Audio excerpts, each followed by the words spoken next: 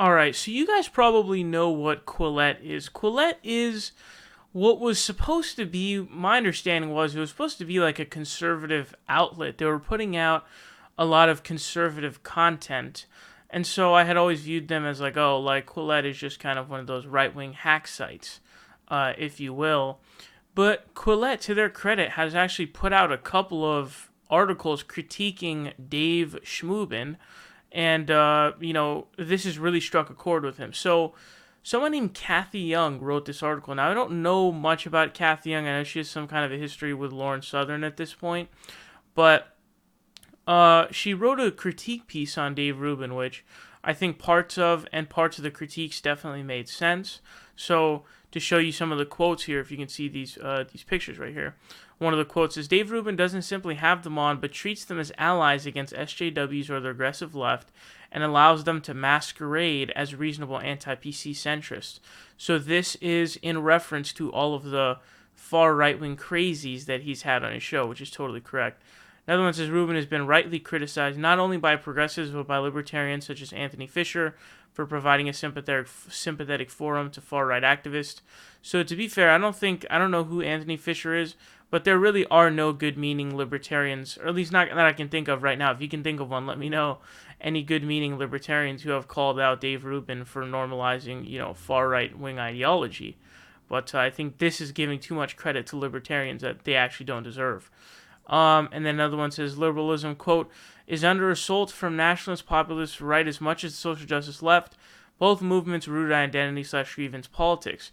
The IEW should be equally outspoken in criticizing the former as the latter. So this is really the crux of the critique of this article is all Dave Rubin and the IDW talk about is the SJWs and the social justice warriors and whatnot, right?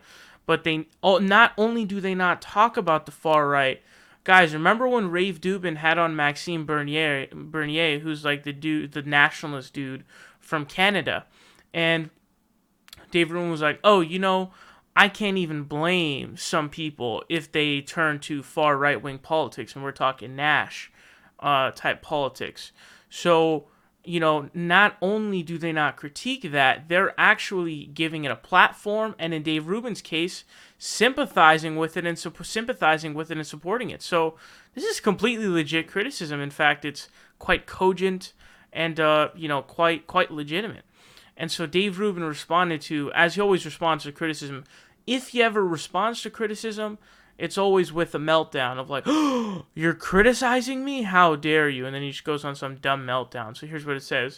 It says, another day, another hit piece from Quillette, this time by former guest Kathy Young. And then here we go. Who repeatedly requested to do the show, pay her travel, and begged to be introduced to many other guests. I'm a primo source for clicks these days. Allow me to deconstruct nonsense. Now, keep in mind here, look at this, right? Look at these personal attacks, right? Who repeatedly requested to do the show, pay her travel, and begged to be introduced to many other guests, right? She's critiquing you on your platforming, right? She's not saying, at least I haven't seen any sort of, personal attacks from her on you. But the fact that you are going down to this kind of stuff is pretty sad to see. It says, Young once again takes the position that IDW should be heterodox, but scolds basically the only person who was a Democrat/progressive besides Shapiro, even though I formerly was. When we build bridges to our own side, we are good. But when the other side, we are bad. Drivel. So I don't understand exactly what they're saying. I think he's trying to say that it's not bad to build bridges towards people like Mike Cernovich and Stefan Molyneux and Lauren Southern.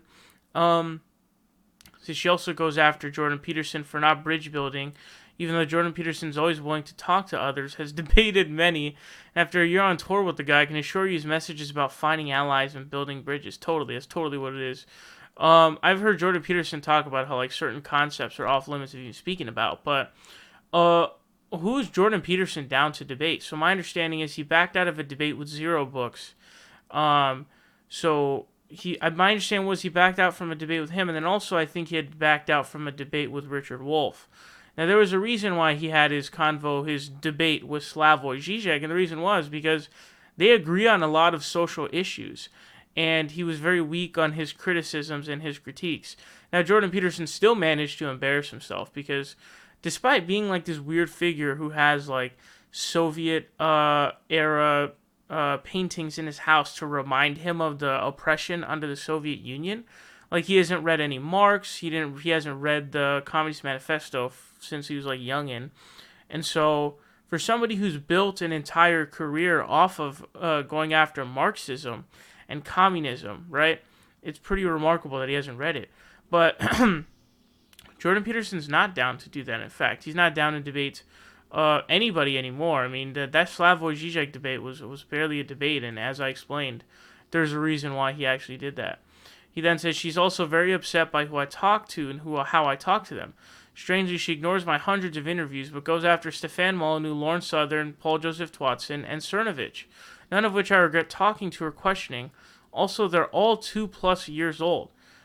He just had Cernovich on like a couple weeks ago. That's not 2 years ago, buddy. But yeah, like, focusing on bad things you do. That's usually how critiques work, right? Like, if you do something bad, you're going to critique that part that's bad, right? Like, that's usually how critiques function. That's usually how they're delivered. That's usually how they work. And so those are really horrible people that you give a platform to. And surprisingly, he says here that he doesn't regret talking to any of those people, but he, in his interview with Ben Shapiro on his Sunday special, he kind of admitted to dropping the ball on his conversation with Stefan Molyneux, where he goes on his bogey race IQ stuff. And it also had turned out, or at least this is what Stefan Molyneux claims, so we can't confirm this, obviously. But Stefan had claimed that Dave Rubin cut out the parts in which he had agreed with Stefan Molyneux. So these are all horrible people that he had given a platform to. You know, we got someone made the nickname of someone in one of the comment sections of my videos, called him Paul Dr. Tapes Watson. You got Mike Cernovich, who's really a hunk of trash. He literally tried smearing people's careers into oblivion. He tried doing that with Sam Cedar. He tried doing that with, I think he even tried it with David Pakman. He also tried it with Kyle Kulinski. And then you're talking about race IQ, Stefan Molyneux. We're talking White Nash, Lawrence Southern. These are horrible human beings that, totally rightful critiques as to why did you have them on. And God, as it goes on saying, I had Kathy Young herself on after Cerno, but she somehow didn't say anything to me. Also, it was before Pizzagate, which she has since explained. Strange, she only finds faults on my interviews with people she doesn't like. What? What does that mean? Like, yeah, like, people are going to find faults with things that they don't like that you do. That's not like, that's such a weird thing to say. It's like critiquing a basketball player on their three-point shooting ability, and then they're like, why are you critiquing me on my three-point? Why are you critiquing me on my three-point shooting percentage? Have you seen my layups? Have you seen my mid-range jumper? Have you seen my dunks? Like, you idiot. People critique certain parts. That's how critiques work. And it doesn't make any sense. It's so random and weird. Like, what kind of a defense is that? And he says, any problems with interviews with liberals I've done like you? Eric Weinstein, Brett Weinstein, the tokens, of course. Claire Lehman, who I believe is a conservative. I don't think she's a liberal. Sam Harris, barely liberal at all. And then we got Christina Hoff Sommers, who's at AEI. Do you know what AEI is? That's like the old school. I think AEI was founded in the early 1900s, or maybe even before that. I forgot what year it was founded in. That's a far right-wing conservative think tank. Not in the far right way of like White Nash stuff, but in terms of like, economics-wise. So it's hilarious. He's just, and I don't even know who this guy is. It's a scientist, author, physician. Like, bruh, this is the dude. Who the fuck is this guy? And he had Andrew on to talk about separation of church and state. Steven Pinker, I don't even really know much about. And then this guy, I don't even know at all. So he can barely name any people. This person is not a liberal. This person is not a liberal. I don't even know who the hell this guy is. And then you've got your typical, tokens of the Weinstein brothers, as well as Sam Harris. He hasn't had a Weinstein brother on in about 7 months. He hasn't had Sam Harris on in about a year. So again, he's having trouble even naming liberals that he's had on. And it's absolutely hilarious. So, this I think says a lot about him as an interviewer. It says, no doubt I've made mistakes and will continue to do so, but this is just authoritarian drivel from Kathy Young. Masked as more lefty tolerance. I've hit a nerve because I'm waking people. Like, why is he's so self-aggrandizing. He's so full of himself, and he's so He's got like some sort of a weird like narcissistic personality disorder and delusions of grandeur. I've hit a nerve because I'm waking people up and showing them that people on the right aren't the scary boogeyman they've created. So A, why are you being so hyperbolic and acting as if you make any difference in the world? Nobody cares about you, dude. Nobody cares about you. We clown you because you're such an easy target and you're stupid as hell and your show is garbage. That's why we do it. Not because you're waking people up and we need help. You know what this reminds me of? That comment reminds me of Candace Owens. When Candace Owens will just ad nauseum on repeat just keep saying, we're gonna turn the black vote to the Republican Party. Blexit, Blexit, Blexit, Blexit, Blexit, Blexit, like nonstop, literally. And what happens in the actual elections? The black vote goes further for the Democratic Party. So it's like, it's hilarious how unbelievably stupid this is. And you're talking about the right aren't the scary boogeyman they created. Bruh, she's talking about people. Stefan Molyneux, race and IQ. He literally came out as a white Nash after going to Poland. Lauren Southern, a white Nash as well. Paul Joseph Twatson.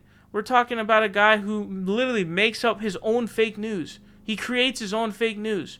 And then you've got Cerno, who's tried smearing people's careers into oblivion, literally. Kyle Kulinski, Sam Cedars, and I think even David Pakman's. So, again, Dave Rubin is just a massive clown. But definitely do let me know your thoughts on this down below.